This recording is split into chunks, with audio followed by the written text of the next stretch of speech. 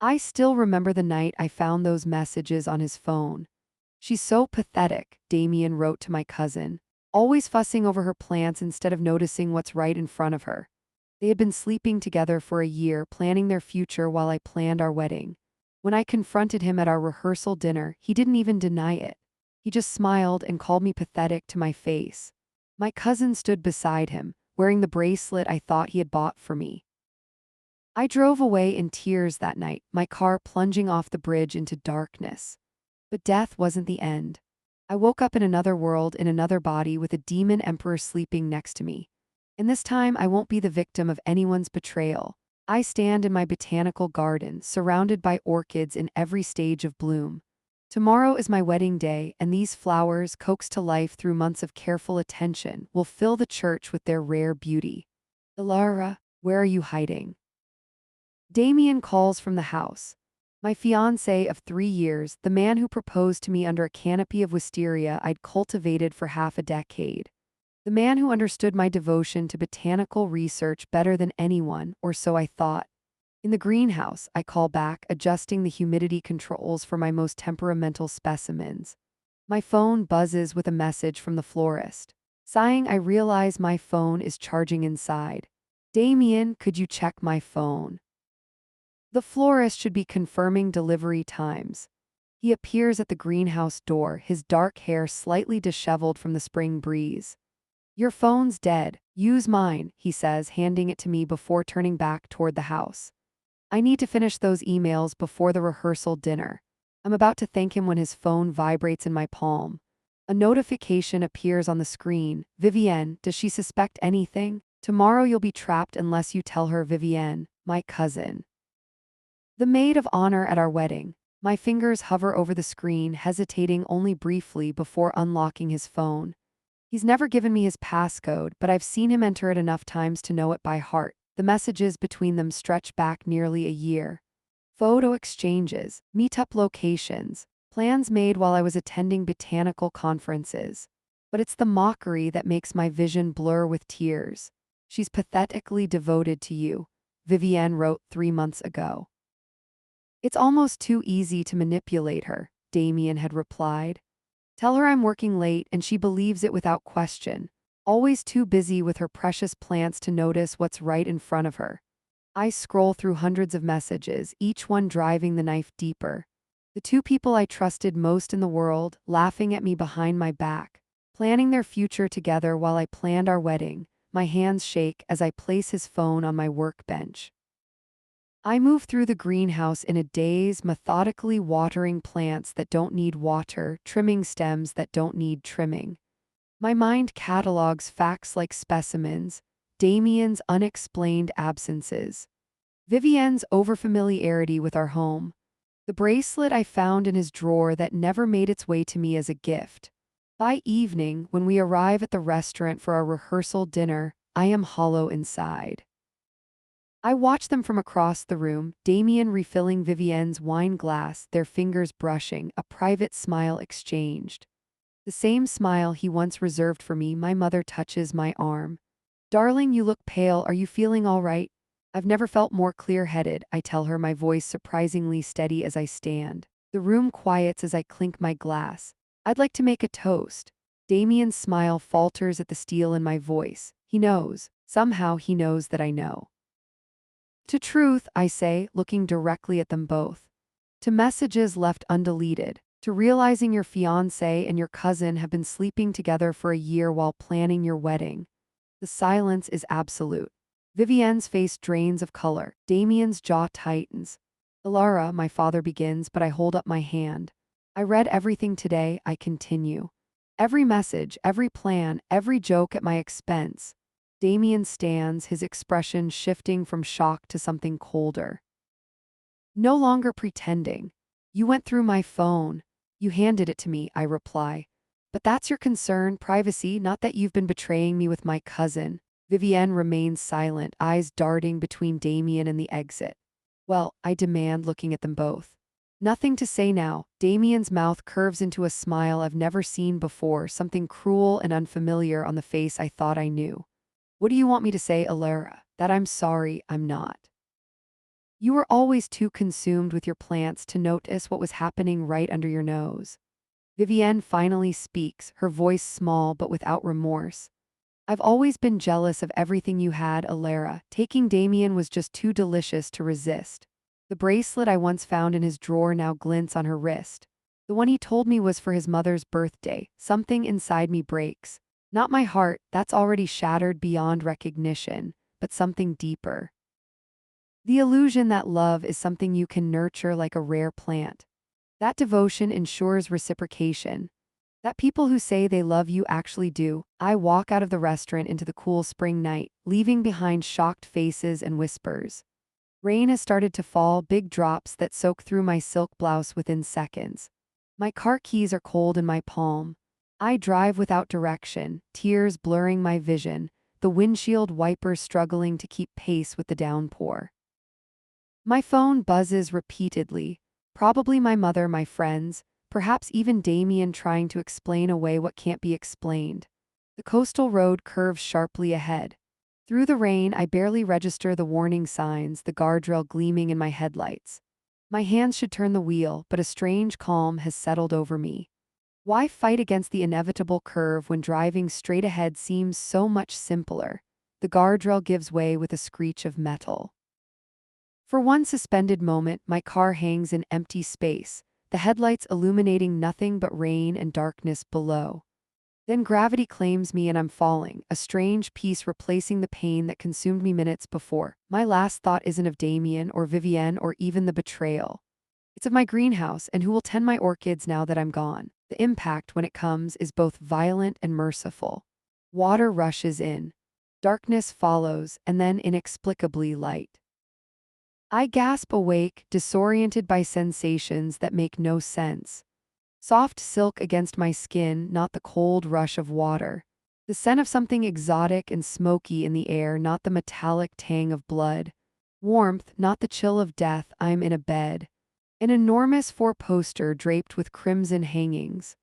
The room around me is vast, its walls appearing to be carved from obsidian that gleams with an inner fire. Golden sconces hold flames that burn blue-black, casting strange shadows across furnishings both beautiful and somehow wrong, as if designed by someone who had only heard descriptions of human furniture. And I am not alone. Beside me lies a figure that cannot be human. His skin is midnight black, not the rich brown of human melanin but something darker, as if carved from the same obsidian as the walls. Elegant horns curve from his temples, their surface etched with symbols that seem to shift when I try to focus on them. Power radiates from him even in sleep, an aura of authority and danger that makes the air heavy. Yet more disorienting than this impossible being are the memories flooding my mind, not just of Alara Thornfield, betrayed bride and botanist, but of another woman entirely. Lilith Blackwood, daughter of a noble house in the realm of humans, recently married to Azrael, Emperor of the Netherworld, in a political alliance meant to secure peace between worlds. I know immediately, with inexplicable certainty, that both sets of memories are mine. That I have impossibly been reborn into another life, another world with complete recall of who I was before. When the being beside me, Azrael, my new husband, stirs, his eyes opening to reveal irises like molten gold, I do what any scientist facing the impossible would do. I adapt. You seem different today, wife, he observes, his voice resonating with power that I feel in my bones. I meet his gaze steadily, drawing on Lilith's memories to guide my response. Perhaps I am. Dreams can change a person. And as I lie beside a demon emperor in a world I never knew existed, one thought crystallizes with perfect clarity. In this life, I will never again be the trusting fool who nurtures love while being betrayed. In this life, I will be the one who sees clearly, the one who acts first, the one who survives. Over the following days, I move through the Netherworld Palace like a botanist in an undiscovered ecosystem, observing, cataloging, adapting. Memories that belong to Lilith guide me through the complex hierarchy of demonic society, while Alara's scientific mind helps me analyze the patterns beneath the chaos. The palace itself defies earthly architecture. Ceilings soar to impossible heights, hallways seem to shift when not directly observed, and certain doors open to different locations depending on the time of day. Gardens grow plants that respond to emotions rather than sunlight, and fountains flow with liquids that aren't quite water. Servants with features ranging from nearly human to utterly alien bow as I pass. Empress, they murmur, eyes downcast. From Lilith's memories, I know this deference is new. Before my awakening as Alara and Lilith, the court barely disguised their contempt for their emperor's human bride. I find myself in what appears to be a private garden attached to the royal chambers. Unlike the grand gardens elsewhere in the palace, this space feels intimate, a sanctuary. Plants unlike any I've ever studied grow here. Flowers with petals that chime like crystal when touched, vines that seem to reach toward me as I pass, trees bearing fruit that glows from within. My botanist instincts take over. I kneel beside a wilting specimen with translucent leaves. Without thinking, I touch its stem, feeling for the flow of nutrients, the blockage causing its decline. A strange sensation rushes up my arm, energy flowing not from the plant into me, but from me into it. The withered leaves unfurl, color returning, vitality restored beneath my fingertips. Impossible, I whisper, though nothing seems truly impossible anymore. Few humans possess such affinity for netherworld flora. Azriel's voice comes from behind me. I turn to find him watching with those unsettling golden eyes. Another reason my choice puzzles the court. I rise, brushing soil from my hands.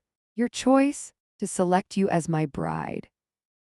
The treaty required a human noble for the alliance, but I specifically requested Lilith Blackwood. He moves closer, examining the now thriving plant. I'm beginning to think my instincts were even more accurate than I realized. His proximity should terrify me, everything about him designed to inspire fear. Yet I feel oddly calm. Perhaps after experiencing the genuine betrayal of loved ones, the honest danger of a demon feels refreshingly straightforward. Why did your family agree to the match? He asks, his gaze penetrating. Drawing on Lilith's memories, I answer carefully. The Blackwood family has always prioritized strategic advantage. An alliance with the Netherworld offers protection no human army could provide. And you, did you agree willingly to be sacrificed for advantage? The question catches me off guard. Lilith's memories provide the official answer, dutiful acceptance of family obligation. But as Alara, I see what Lilith couldn't. Her family manipulated her into a political marriage just as Damien manipulated me. I believed I was making a choice, I reply honestly. But choices made with incomplete information are hardly choices at all. Something flickers in his expression, surprise, perhaps even approval. You speak differently today, with more clarity. I meet his gaze directly. As I said, dreams can change a person. Over the next few weeks, I learn more about my new existence. My body, while still appearing human, has begun changing subtly since crossing between realms. I can sense life energy in all things, an extension of my botanical knowledge transformed into something more. When I focus, I can direct this energy, encouraging growth or detecting falsehood. I discover through careful observation that Azriel chose me for reasons beyond politics. As a human daughter of a noble family, I offered legitimacy to the alliance between realms. But as Lilith specifically, I brought something unique, a potential for adaptation, a resilience that other candidates lacked. Your predecessor requested many brides before choosing you, my handmaiden Nyx informs me as she arranges my hair for a court gathering. With skin like burnished copper and eyes entirely black, she's one of the few servants who speaks to me directly. He interviewed 17 daughters of noble houses. You were the only one who did not flinch when he revealed his true form. I remember this from Lilith's memories, standing before the demon emperor as he shed his human disguise, horns extending, power unfurling around him like great wings of shadow. Where others had screamed or fainted, Lilith had simply raised an eyebrow. I've always found that fear is rarely useful, I tell Nyx, and almost never attractive. She laughs, a sound like distant wind chimes. No wonder he chose you. The netherworld has enough trembling sycophants. The court gathering is my first major appearance since my awakening. Demons of high rank fill the obsidian great hall, their forms ranging from eerily beautiful to deliberately terrifying. Power dynamics are displayed through proximity to the twin thrones, Azrael's massive seat of carved bone and my smaller, but equally elevated chair beside it. I wear a gown of midnight blue that seems to consume light rather than reflect it, my only ornament the crown of the netherworld empress, a circlet of some metal unknown on earth, set with stones that burn with inner fire. As I enter beside Azrael, conversations halt. Eyes evaluate, categorize, dismiss.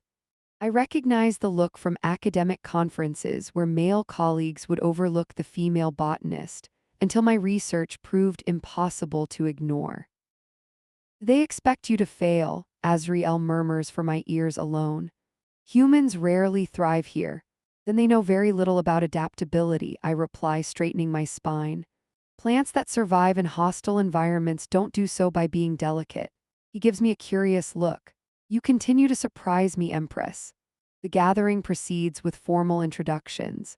I memorize names, titles, alliances, information that Lilith knew but I process differently now. Lord Malphaz, whose ravens gather secrets. Lady Vepar, who controls the palace water systems. Duke Berith, keeper of histories. Each approaches with careful deference to Azrael and thinly veiled assessment of me. When Duke Salos bows before us, his smile reveals too many teeth. How fortunate our emperor has found such a charming bride. We had feared humans too fragile for our realm. How are you adapting to our customs, Empress? The question is a test, laced with subtle challenge. From Lilith's memories, I know Salos opposed the human alliance vehemently.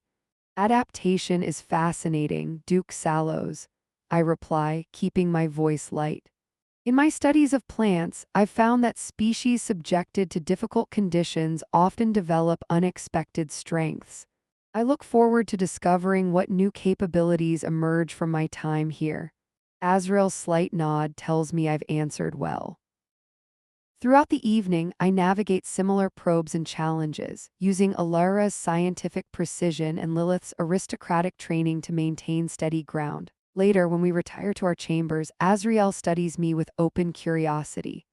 You handled the court differently tonight, more strategically. I pour myself a glass of the netherworld equivalent of wine, a luminescent liquid that tastes of smoke and berries. I'm learning. More than learning, you're evolving. He approaches, circling me with predatory grace. Humans don't typically adapt so quickly to our realm. Something has changed in you. For a moment, I consider telling him the truth, that I carry the memories and experiences of two lives. But trust is a luxury I can no longer afford. Damien's betrayal taught me that lesson thoroughly. Perhaps I was always capable of more than people expected, I say instead. He stops directly before me, his height towering over my human frame. Perhaps you were, but I expected greatness when I chose you, Lilith Blackwood. I'm pleased to see you exceeding even those expectations. In the days that follow, Azrael begins including me in matters of state, border disputes with elemental realms, resource allocation during the eternal twilight season, justice for crimes committed between worlds. I offer perspectives that surprise his advisors, drawing on both earth science and netherworld politics. The Emperor's pet has opinions, one counselor mutters after I suggest using botanical barriers rather than military force to secure a contested region. The Emperor's equal has solutions, Azrael corrects coldly. You would do well to listen. Our relationship remains formal but evolves into something resembling partnership. We maintain separate sleeping quarters within our shared chambers, our interactions defined by political alliance rather than marital intimacy. Yet there are moments, a shared glance when a courtier says something particularly foolish, his surprise when I identify a rare poisonous bloom before his botanists can, that suggests something more complex developing between us. I find I prefer this arrangement to the false closeness I had with Damien. There is honesty in our careful distance, respect in our strategic alignment. Neither of us pretends to be what we are not. until the day Serafina arrives at court and everything changes. I first see her across the grand hall during a seasonal court gathering. Tall and sinuous, with hair like spun silver that seems to float around her shoulders despite the absence of wind. Her skin has the opalescent quality that marks higher demons, shifting subtly with her emotions. But it's her eyes that stop my breath, amber tinged with red, calculating and familiar in a way that makes my chest tighten. Serafina, Azriel says beside me, his voice carefully neutral. An unexpected pleasure. She glides forward, every movement deliberately graceful. My emperor, she purrs, sinking into a deep curtsy that somehow manages to be both formally correct and intimately suggestive. I've been away too long from court. When I heard you taken a human bride, I simply had to return to offer my congratulations. When she rises and turns those amber eyes on me, recognition slams through me like a physical blow. Though her features are demonic rather than human, the expression, the calculating assessment, the predatory smile, they're Vivienne's transplanted across worlds into another face. Empress, she greets me, the title sliding from her tongue like something distasteful. How brave you must be to venture so far from your natural habitat. Beside me, I feel Azriel tense slightly. From Lilith's memories, I know Serafina was once his lover, centuries ago, before she left court to pursue greater power elsewhere. Her return now, so soon after our marriage, cannot be coincidence. I incline my head with precisely calculated courtesy, not the deeper bow of a subordinate but the acknowledgement of an equal. Lady Serafina. The court benefits from diverse perspectives.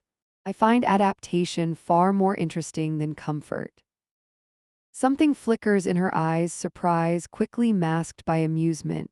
How charming! I look forward to seeing how long such adaptation can be sustained. As she moves through the gathering, I watch her carefully.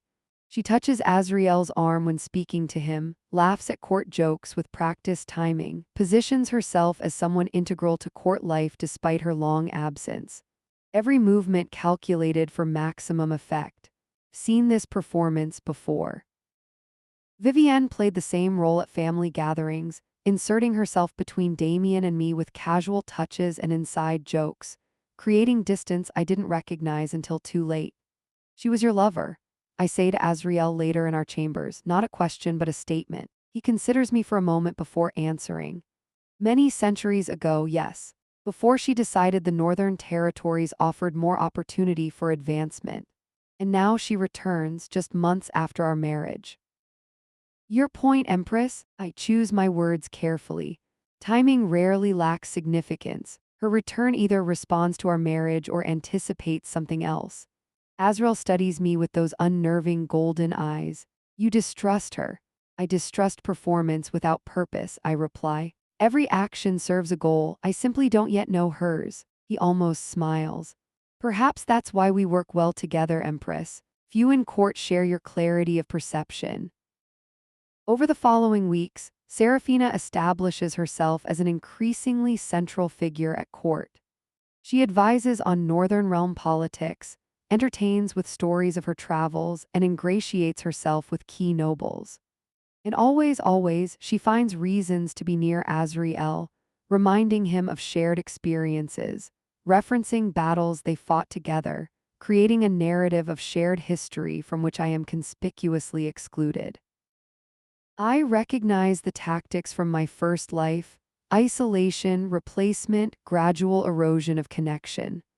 Like watching a toxic plant unfurl exactly as its biological programming dictates, I can map her strategy from germination to full bloom. Yet unlike Alara, Lilith does not withdraw in hurt confusion.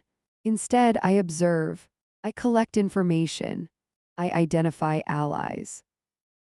My primary companion becomes Nyx, my handmaiden whose copper skin and black eyes mark her as a shadow demon, lower in court hierarchy, but with access to servant pathways throughout the palace. Through her, I learn which nobles speak against me when I'm absent, which servants carry tales to Serafina, which chambers have hidden listening passages. She meets with Lord Malphaz and Duke Salos when the Emperor is occupied with border matters. Nix informs me one evening while arranging my hair.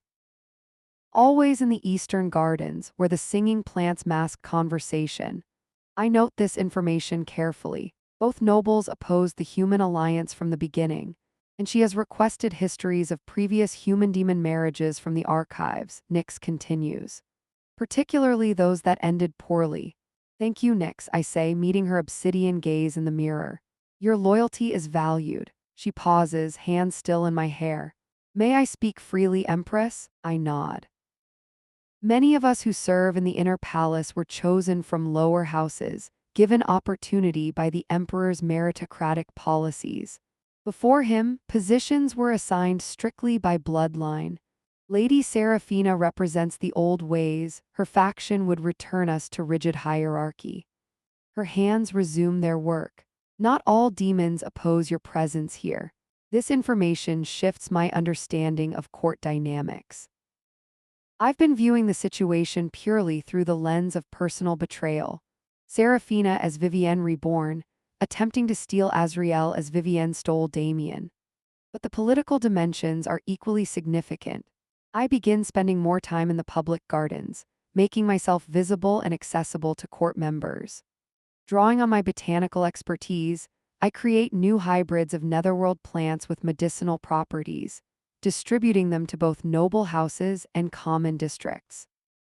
I establish regular audiences where anyone, regardless of rank, can bring concerns directly to the Empress. Seraphina watches these activities with thinly veiled contempt. Playing gardener seems an unusual pastime for an Empress, she comments during a court luncheon. Understanding growth patterns helps one understand many things, I reply mildly, including which environments nourish beneficial developments and which foster parasites. Her smile hardens. Some might say humans are the ultimate parasites in our realm. Interesting, I respond, sipping my drink. In ecological studies, true parasites rarely contribute value to their environment. My gardens seem to be producing quite tangible benefits. Before she can respond, Azriel joins our table. Your Western medicinal garden is drawing attention from the healing houses, he tells me. The master physician requests permission to send apprentices to study your methods. Of course, I agree. Knowledge should circulate freely. Seraphina's expression sours briefly before she masks it with another practiced smile. How generous, though one wonders whether human methods translate effectively to demon physiology. They do when properly adapted, Azriel replies. My Empress understands adaptation better than most. The possessive pronoun, my Empress, registers with Seraphina immediately. Her eyes narrow imperceptibly before she launches into an anecdote about northern healing practices, redirecting attention to her own expertise. That evening, Azriel and I stand on our private balcony overlooking the glittering expanse of the netherworld capital. The eternal twilight that serves as this realm's daylight is shifting toward the deeper darkness of night, stars appearing that form constellations nothing like Earth's familiar patterns. Why did you choose me? I ask him directly. After weeks of watching Seraphina's careful manipulations, I crave straightforward communication. Among all the human nobles, why Lilith Blackwood? He considers this for a long moment, his gaze on the distant horizon. I observed many candidates. Most saw only my power, my title, or my appearance. You saw me. I don't understand. When I revealed my true form to you, you didn't respond with fear or fascination or political calculation. You simply said, interesting choice to reveal yourself this way. Did you expect to frighten me? His mouth curves slightly. No one had ever looked past the Emperor to question the strategy of the person beneath. And that was enough to choose a bride. It was enough to choose a potential partner. He turns to face me directly. The netherworld faces changes. Old power structures resist evolution. I needed someone who sees clearly, adapts quickly, and cannot be intimidated by traditional hierarchies. Understanding dawns. You didn't want a human bride for the alliance. You wanted an outsider perspective in a position of legitimate authority. Precisely. His golden eyes hold mine. Though I admit you have exceeded even those expectations. The conversation shifts something fundamental between us. Not romantic intimacy, but something possibly more valuable: honest recognition of mutual utility, respect for complementary strengths. I find myself thinking that Azrael, demon emperor though he may be, has offered me more genuine partnership in weeks than Damien did in years.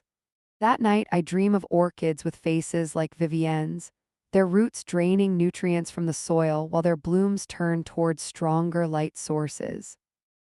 I wake with Seraphina's amber eyes vivid in my mind, and a certainty that the similarities between her and my treacherous cousin are more than coincidence. The universe has given me a second chance. This time I will not be the trusting fool destroyed by betrayal. This time I will see the threat clearly and act before it strikes. This time I will be the one who wins. Seraphina wastes no time establishing herself as an essential figure at court.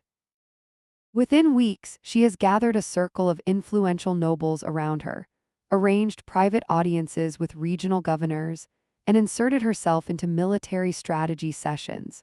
Always, she positions herself as someone with vital knowledge, unique insights, and irreplaceable connections to the Northern Territories.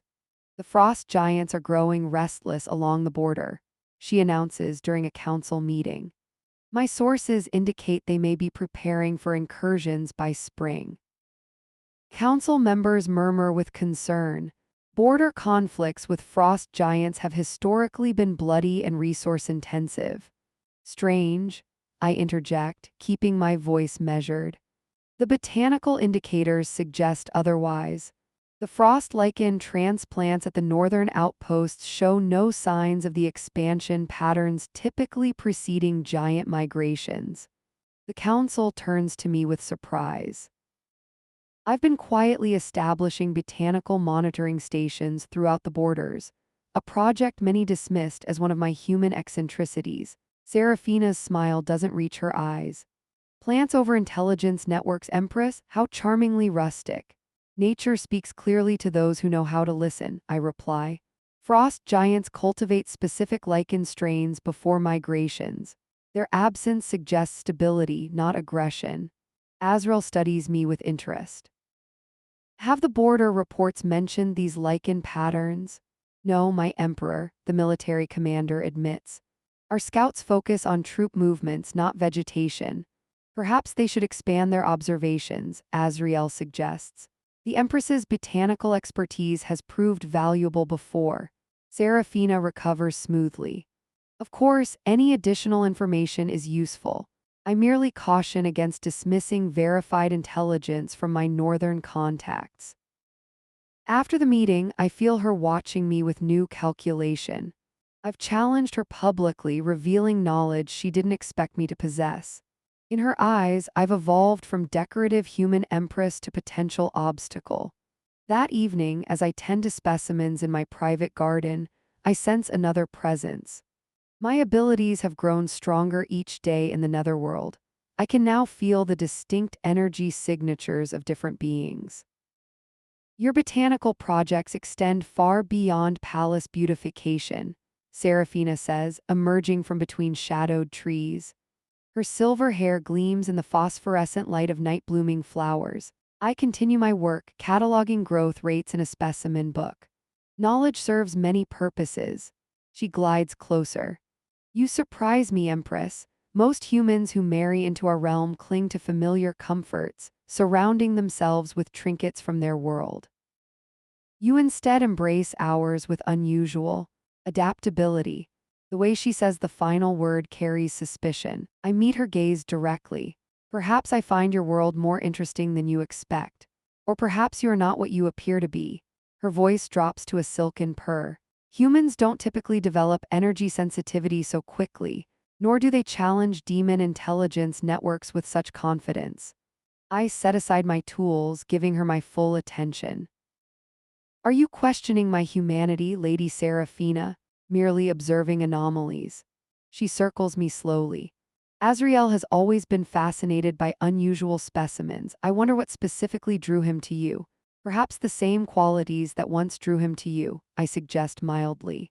Before you decided the Northern Territories offered better prospects. Her eyes narrow fractionally before her mask of pleasant interest returns. Ancient history. I've since recognized my error. The Emperor's side is clearly where true power resides.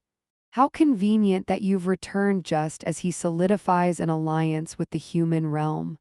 Fortuitous timing, she agrees with a predatory smile.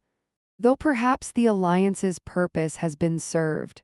The treaty is signed, peace established. A human empress has fulfilled her symbolic role. The threat is thinly veiled.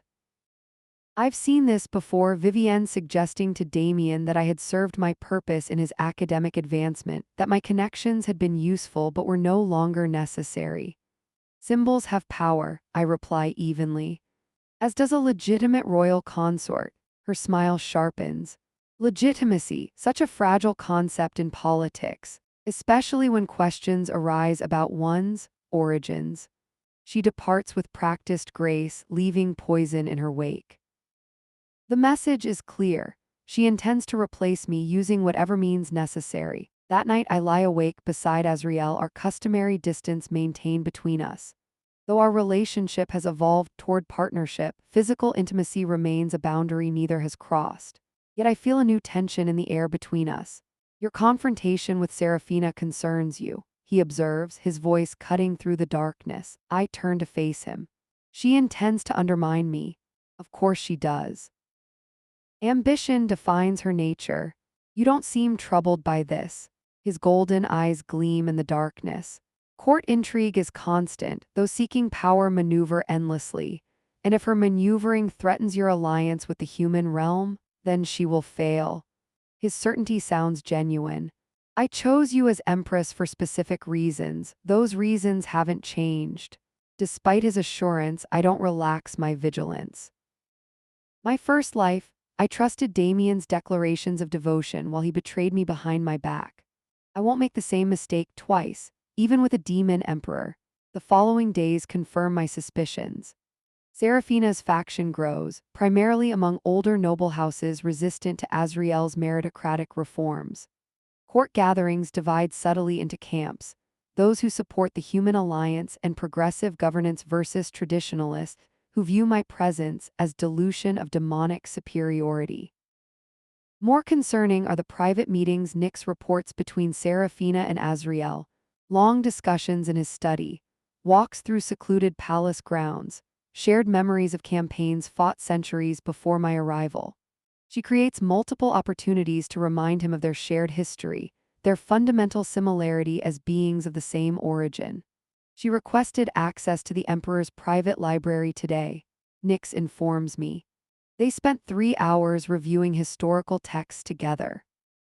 I force myself to consider this information strategically rather than emotionally. Which texts?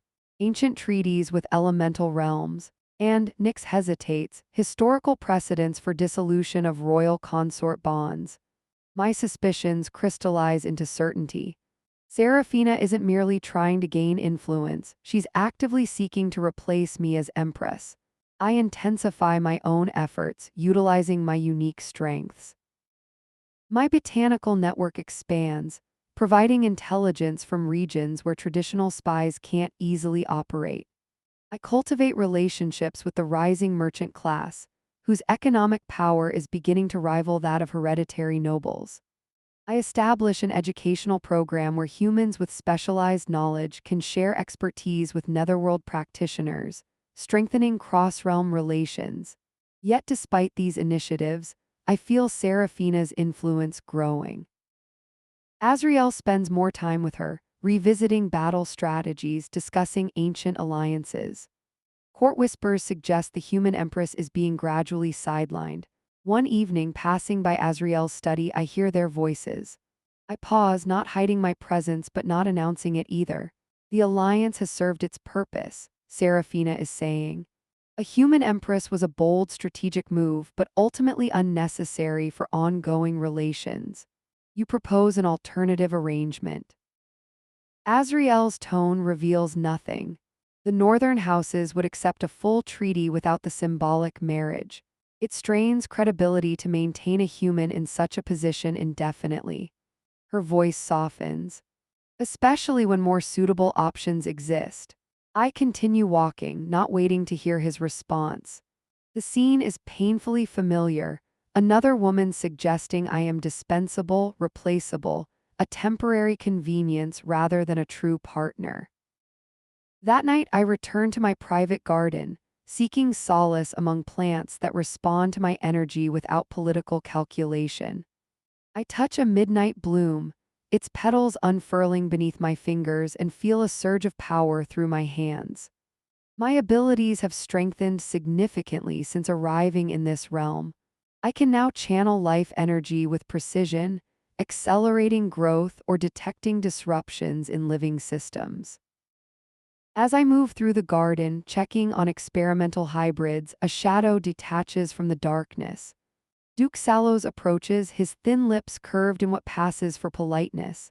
Empress, he bows slightly. Working late among your specimens? They respond best to night energies, I reply, keeping my tone neutral despite my wariness. Salos has been one of Seraphina's strongest supporters. Admirable dedication. He gestures at the plants. Though one wonders whether such efforts are the best use of an empress's limited time. Limited? I echo, watching him carefully. His smile widens fractionally. Court positions evolve with political necessities. Lady Seraphina makes compelling arguments for restructuring certain arrangements. I'm sure she does. It might be easier for everyone if you recognize changing circumstances gracefully, he suggests. A return to the human realm with generous considerations could be arranged. Before matters become uncomfortable, the threat is clear, delivered with the same smug certainty Damien showed when he believed I had no options but to accept his betrayal. Something cold and hard crystallizes within me. Thank you for your concern, Duke Salos, I reply evenly. But I find the netherworld agrees with me. I have no intention of leaving. His expression hardens. Some decisions may not remain within your control, Empress. Even the Emperor recognizes when arrangements have outlived their usefulness. After he departs, I stand motionless among my plants, feeling them respond to my emotions. Tendrils reaching toward me, blossoms opening wider, leaves trembling. Through their reactions, I sense the depth of my own anger, my absolute refusal to be discarded again. In my first life as a Lara, I confronted betrayal too late, when Damien and Vivienne had already established their narrative. This time will be different. This time I will act before Seraphina can complete her coup. I move through the garden collecting specific specimens, plants with properties unknown in the human realm. As Empress, I've had access to ancient botanical texts describing properties even court alchemists have forgotten. As a scientist from Earth, I bring analytical methods that allow me to isolate and combine compounds in ways demons wouldn't consider. By dawn, I have the beginnings of a plan. Not just to protect my position, but to expose Seraphina's true nature to the entire court. If she insists on repeating Vivienne's role in this new life, I will ensure she receives a very different ending to her performance. I spend the next 3 days in my laboratory, adjacent to my private garden. The space was originally meant for simple plant cultivation, but I've transformed it into a fully equipped botanical research facility. Here, I can analyze the properties of netherworld flora and experiment with combinations impossible in the human realm. My hands move with practiced precision, grinding luminescent leaves into fine powder, distilling nectar from carnivorous blooms, separating essential oils from rare specimens. The work grounds me, familiar scientific processes providing clarity amid political chaos. What I'm creating isn't a poison. A poison would be too easily traced, too cruel even for someone who embodies Vivienne's worst qualities. Instead, I'm developing something far more elegant, a revelatory serum that strips away facades, revealing one's true nature physically. In a court built on appearances and illusions, nothing could be more devastating. Nyx enters silently, bringing my requested texts from the ancient archives. The court whispers grow louder, Empress. Lady Seraphina now sits at the Emperor's right hand during private councils. I continue measuring drops of iridescent liquid into a beaker. And what does the Emperor say about this arrangement? Little. He watches, listens, reveals nothing of his thoughts. That sounds like Azrael, strategic, inscrutable, playing a longer game than others can perceive. The question remains whether that game includes me as a partner or a sacrificial piece. There's more, Nyx continues. Lady Seraphina has announced a ceremonial celebration 3 days hence, honoring the Emperor's 3 centuries of rule. The ritual includes a unity cup that symbolizes eternal loyalty. I look up sharply. A shared drink between sovereign and subjects? Yes, Empress, beginning with the one who proposes the toast. The perfect opportunity for assassination, or in my case, revelation. Every instinct tells me this is Seraphina's endgame, the moment she plans to remove Azrael and seize power for herself. The Unity Cup would allow her to deliver a deadly poison under the guise of ceremony. Thank you, Nyx. Your loyalty won't be forgotten when tides change. She bows deeply. Some of us remember how court functioned before the human alliance. We have no desire to return to those days. After she leaves, I consider my options. I could warn Azrael directly about Seraphina's likely plot.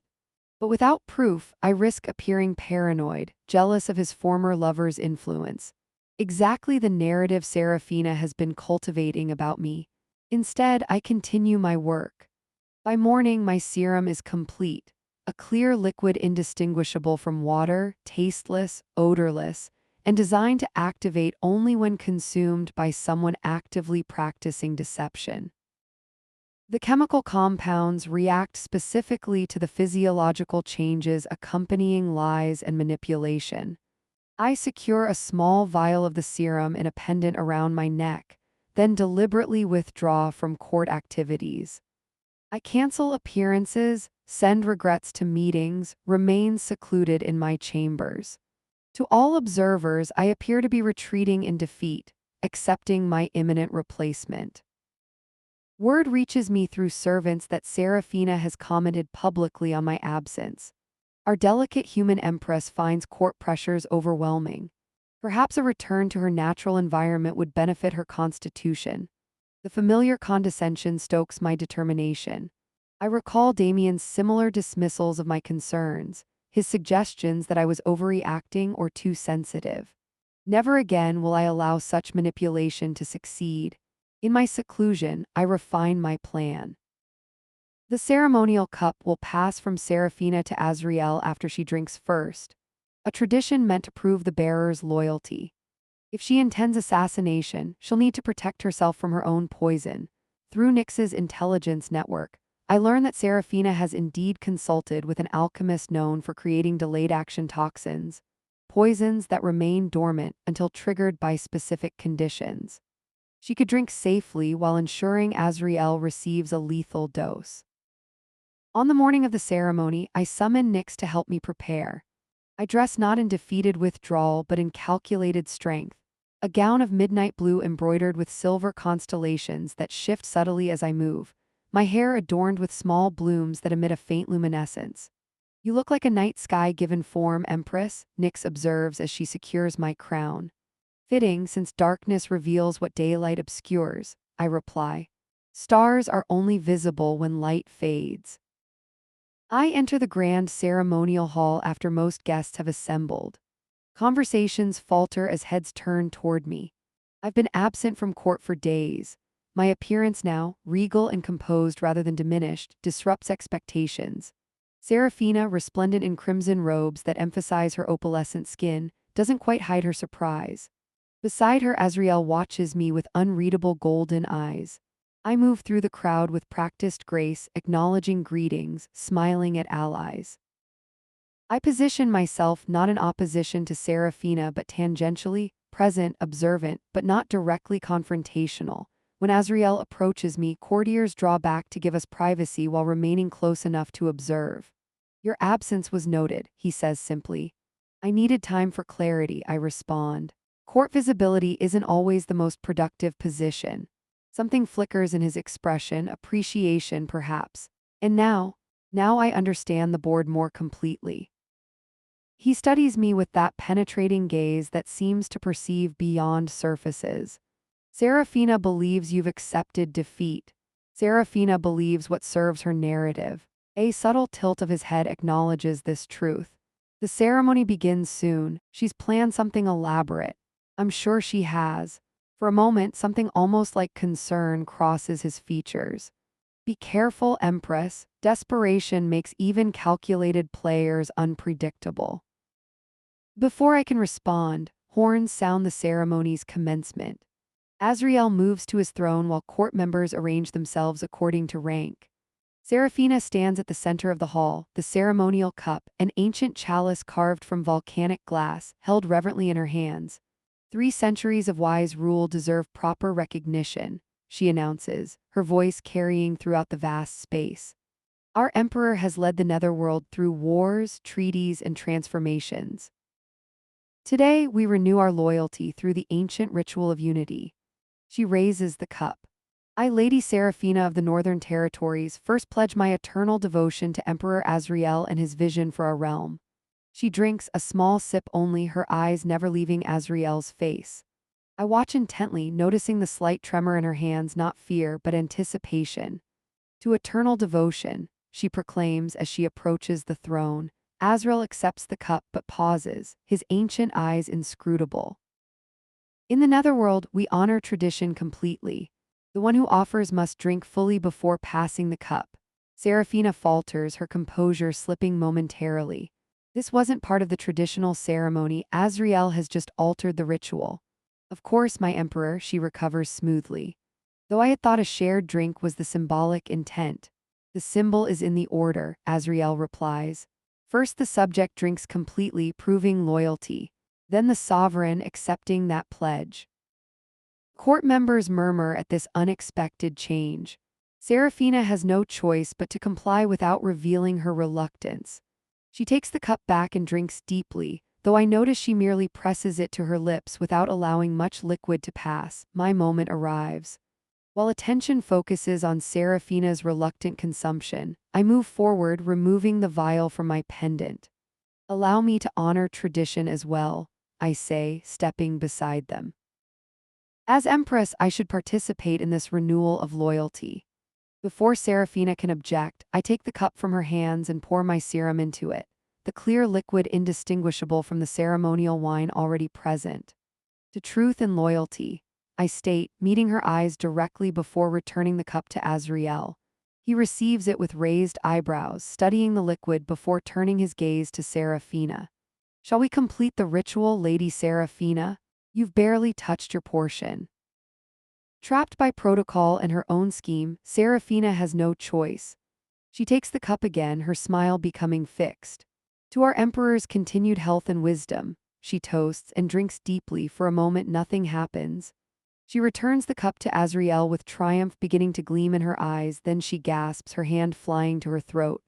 The cup clatters from Azrael's grasp, forgotten as all eyes turn to Serafina. Her skin, once opalescent and beautiful, begins to change. The facade of elegant demoness melts away, revealing something entirely different beneath. Not demon, not human, but a parasitic entity rarely seen in either realm. Her true form emerges, translucent skin revealing a network of feeding tubules, bulbous eyes adapted for darkness, limbs elongated for climbing between dimensional spaces. Court members draw back in horror and revulsion.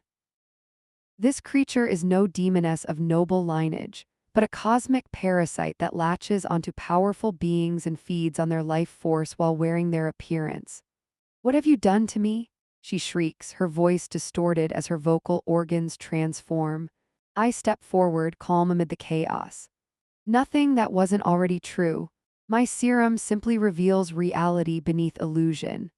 Understanding dawns in Azrael's eyes as he rises from his throne. You're not Serafina, he says, power gathering around him like a storm. You never were. The real Serafina likely died years ago, I explain, pieces falling into place. This creature took her form, her memories, her identity, feeding on her essence until nothing remained. The false Serafina lunges toward me, rage overcoming caution. "You pathetic human, you've ruined everything." I stand firm, unafraid. In my first life, I died because I couldn't see the truth beneath beautiful lies. In this one, I make sure everyone else does. Guards surround the creature as Azrael raises his hand. "Take this impostor to the void chambers. We'll determine how long this deception has continued and what damage has been done." As the creature is dragged away, still shrieking threats and accusations, the court erupts in confused conversations. Nobles who allied with Serafina now scramble to distance themselves from her disgrace. Azrael turns to me, something like admiration in his golden eyes. "You knew." "I suspected," I correct him. The patterns were familiar from my past experience with betrayal, but the specific nature of her deception surprised even me. "Your serum forced her true form to manifest," he observes. "Botanical knowledge turned to strategic advantage." "Science serves many purposes," I reply, "including justice." He offers his arm, a public gesture of alliance stronger than any previous acknowledgement. "It seems I chose better than I knew when I selected you as Empress." As we exit the ceremonial hall together, court members bow deeply, not just to their emperor now, but to me. No longer the symbolic human bride, but a power in my own right. Someone who exposed corruption at the highest level, who protected their realm from infiltration. In my private thoughts, I acknowledge what truly fueled my determination. Not just political strategy or self-preservation, but the absolute refusal to be victimized again. Damien and Vivienne's betrayal destroyed Alara, but her death birthed something stronger. A woman who sees clearly, acts decisively, and refuses to surrender to manipulation. In this second life, betrayal attempted to find me again. This time I was ready. In the days following Serafina's exposure, the Netherworld court transforms. Nobles who aligned with her faction scramble to reposition themselves, pledging renewed loyalty to Azrael and, surprisingly, to me. Those who dismissed the human empress now approach with cautious respect, recognizing that my botanical knowledge and observational skills unveiled a threat their ancient powers missed. The creature that impersonated Serafina remains contained in the void chambers, a prison dimension designed to hold beings that exist between realities. Through careful interrogation, we learn the disturbing truth. The real Serafina died nearly a century ago during an expedition to the outer realms. This parasitic entity assumed her form, absorbed her memories, and infiltrated the netherworld with intentions of eventually consuming Azrael himself, the most powerful energy source in our realm. It explains why Serafina left court to establish herself in the Northern Territories. Azrael tells me as we review reports in his study. It needed distance to perfect its imitation before attempting to reclaim its place at my side. And the timing of its return coincided with our marriage, I add. The human alliance created political instability it could exploit. He nods, thoughtful. A calculated risk that almost succeeded. If not for your unique perspective, we might never have uncovered the truth. The perspective he references isn't just my scientific background or botanical expertise, but my experience with betrayal. The patterns I recognized in false Serafina's manipulations mirrored Vivienne's tactics so precisely that I couldn't ignore them. My tragic first life gave me the insight needed to triumph in my second. We established new security protocols throughout the palace, including botanical sensors I developed to detect shape-shifting entities. My gardens expand into a network of living security systems, plants that respond to deceptive energies by changing color or releasing warning scents. Court alchemists begin studying my methods, integrating botanical science with traditional magical protections. One evening, 2 weeks after the ceremony, Azrael joins me in my private garden. I'm cultivating a new hybrid, crossing midnight blooms with truth-revealing orchids from the far western swamps. The resulting flowers glow faintly blue in the presence of falsehood. The court calls them Empress blooms, he comments, watching the luminescent petals unfurl. They've become symbols of your influence. I smile, gently stroking a leaf that curls responsively around my finger. Plants are more honest than courtiers. They show their true nature without pretense. Unlike parasitic entities masquerading as former lovers, he says dryly, or unfaithful fiancés hiding their betrayal behind declarations of love, I add without thinking. He studies me with those penetrating golden eyes. You speak from personal knowledge. I hesitate, then decide truth serves us both better than continued secrecy. I have not been entirely forthcoming about myself, Azriel. I suspected as much. He gestures for me to continue. I tell him everything: my life as Alara Thornfield, renowned botanist engaged to Damien, the discovery of his affair with my cousin Vivienne, the confrontation at our rehearsal dinner, the car accident that should have ended my existence, the inexplicable awakening in Lilith Blackwood's body, with memories of 2 lives intact. He listens without interruption, his expression unreadable. When I finish, silence stretches between us, broken only by the soft chiming of crystal flowers responding to our energy. You think me mad, I finally say. I rule the netherworld, Empress. Dimensional transference of consciousness hardly qualifies as madness in my experience. He moves closer, examining me with new interest. It explains much about you. Your rapid adaptation, your unusual approaches to netherworld challenges, your immediate proficiency with botanical manipulation. Then you believe me. I've suspected something unusual since our 3rd day of marriage, when you woke with different eyes. I frown. Different eyes. My appearance didn't change. Not physically. But the awareness behind your gaze transformed overnight. One evening I retired beside a woman who saw me as an obligation to be endured. The next morning I woke to someone who assessed me as a puzzle to be solved. His mouth curves slightly. It was a profound improvement. Relief washes through me. I've carried this secret alone since arriving here. No longer, he says simply. Our relationship shifts again that night, evolving from political alliance to genuine partnership. The distance between us narrows, not yet intimate but charged with new potential. We begin sharing meals privately, discussing court matters and personal observations with increasing openness. I tell him about Earth's botanical diversity. He describes netherworld landscapes I've yet to visit. A month after Seraphina's exposure, Azriel invites me to the highest tower of the palace, a crystal observatory where boundaries between dimensions grow thin. Here, with the right focus, one can glimpse scenes from other realms. I thought you might appreciate closure, he says, activating the ancient viewing crystal with a touch. The surface shimmers, then resolves into an image that steals my breath: Damien, older than when I knew him, sitting alone in a sparse apartment. Papers litter the floor around him, rejection letters from academic institutions. He looks haggard, defeated. Another shimmer and Vivienne appears, equally changed. She moves through an expensive home, surrounded by luxury but shadowed by discontent. A man argues with her in the background, another relationship fracturing under the weight of her nature. What happened to them? I ask, fascinated despite myself.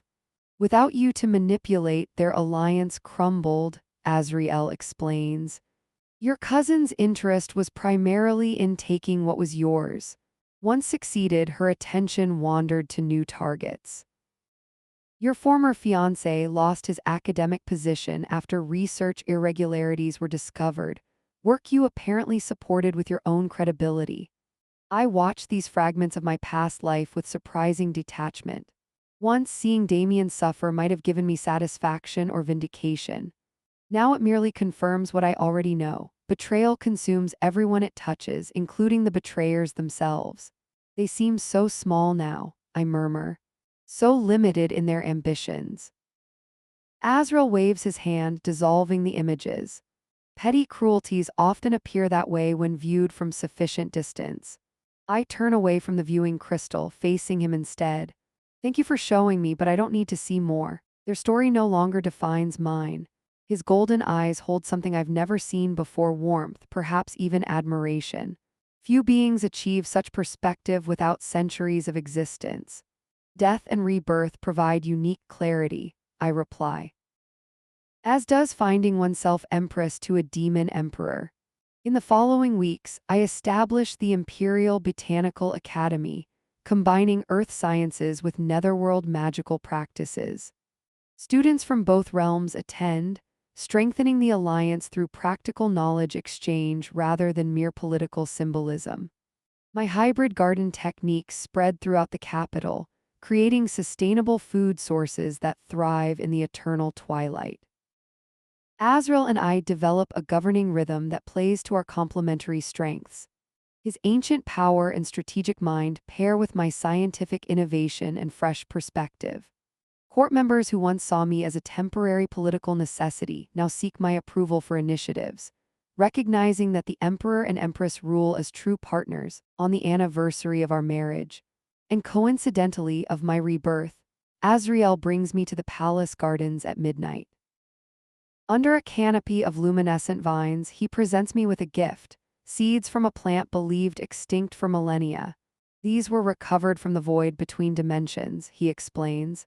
Legend claims they grow into trees that bear fruit, granting extended life to humans in our realm. I accept the crystal vial with wonder. You mean to keep me here longer? I mean to give you choice, he corrects. Your dual nature gives you unique perspective. I would preserve that advantage for our realm and for myself. The careful phrasing doesn't disguise the personal desire underlying his gift. We've moved beyond political alliance into something neither of us has named, but both increasingly value. In my first life, I believed love required blind trust and sacrifice. I tell him, closing my fingers around the seeds. I cultivated others while neglecting to see their true nature. And in this life, his question holds genuine curiosity rather than mere courtly politeness. In this life, I understand that true partnerships require clear vision and mutual growth. I meet his gaze directly. I see you, Azrael, as clearly as I see myself, neither perfect nor simple, but honest in your complexity. He takes my hand, his touch warm despite his otherworldly nature. Then we are well matched, Empress. Later that night, in the private garden that has become my sanctuary, I plant the ancient seeds in special soil blended from both realms. As I press them into the earth, I feel them pulse with potential, responding to my unique energy signature, human scientist and netherworld empress combined in one consciousness. I think of the midnight blooms that first responded to my touch after rebirth, how they recognized something in me that I hadn't yet acknowledged. Like those plants, I've grown in unexpected directions, adapting to harsh conditions and emerging stronger, more vibrant, more truly myself. In my palace laboratory, a magical reflection pool sometimes shows me glimpses of what might have been Alara's funeral, attended by a guilt-stricken Damien. Vivienne's brief satisfaction giving way to emptiness, the rare orchids in my greenhouse withering without my care. But increasingly, I wave these images away without lingering. The past holds lessons, not power. My focus remains on the present realm where I wield genuine influence, and on the future I'm cultivating with deliberate attention. The seeds I planted take root quickly, sending up silver shoots that grow inches daily. Court botanists are amazed, telling me such rapid growth is unprecedented. They don't understand what I know intuitively. These ancient plants respond to my dual nature, drawing strength from both my scientific knowledge and my netherworld authority. Like me, they exist between worlds, transformed by impossible circumstances into something entirely new. Something that thrives precisely because it doesn't belong fully to either realm, but creates its own unique place between them. In death, I found rebirth, I think as I tend the seedlings. In betrayal, I found strength. And in the darkness of the netherworld, I finally found myself. Standing in my garden of impossibilities, watching plants from between dimensions reach toward my touch, I am neither the trusting Alara who died nor the political pawn Lilith was meant to be. I am something new, forged in pain, tempered by second chances, and flowering into power entirely my own.